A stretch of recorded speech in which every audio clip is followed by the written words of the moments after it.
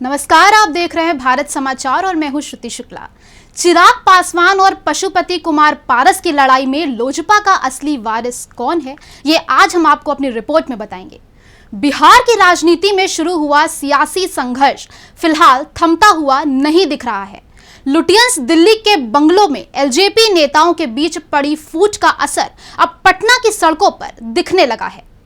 पटना में चिराग समर्थक एलजेपी कार्यकर्ताओं का बागी सांसदों के खिलाफ विरोध लगातार जारी है। चिराग पासवान ने लोकसभा अध्यक्ष ओम बिरला को पत्र लिखकर लिए गए अपने फैसले पर पुनर्विचार करने और चिराग पासवान को सदन में पार्टी का नेता घोषित करने की अपील की है।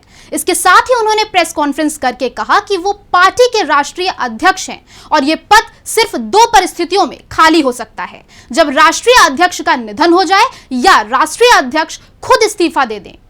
दूसरी तरफ हाजीपुर से सांसद पशुपति कुमार पारस गुट के प्रवक्ता श्रवण कुमार ने कहा, चिराग पासवान के पास हमारे फैसले को चुनाव आयोग या सुप्रीम कोर्ट में चुनौती देने का अधिकार है। वो जहां चाहें वहां जा सकते हैं। ऐसे में अब तक इस मामले में जो कुछ सामने आया है उससे एक चीज साफ हो चुकी है कि पूर्व केंद्रीय मंत्री रामविलास पासवान की लोक जनशक्ति पार्टी अब 2 गुटों में बंट चुकी है।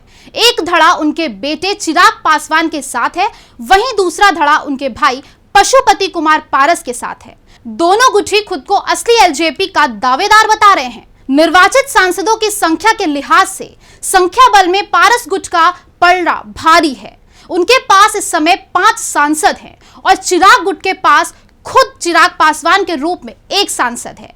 लेकिन चिराग पासवान गुट पार्टी संविधान का सहारा लेता हुआ दिख रहा है। चिराग गुट के नेता और एलजेपी के महासचिव अब्दुल खालिक ने एक पत्र जारी करके बताया कि पार्टी ने वर्चुअल मीटिंग की, जिसमें उन्होंने बागी सांसदों को पार्टी से निकालने का फैसला किया है। अब ऐसे में सवाल उठता है कि पार्टी में 2 फाड़ होने की स्थिति में फैसला किसके हक में जाएगा। ये पहला मौका नहीं है जब एक राजनीतिक पार्टी से जुड़े परिवार के लोग राजनीतिक विरासत के लिए एक दूसरे के सामने आए हों। इससे पहले उत्तर प्रदेश में अखिलेश और शिवपाल में भी हुई जंग किसी से छिपी नहीं है।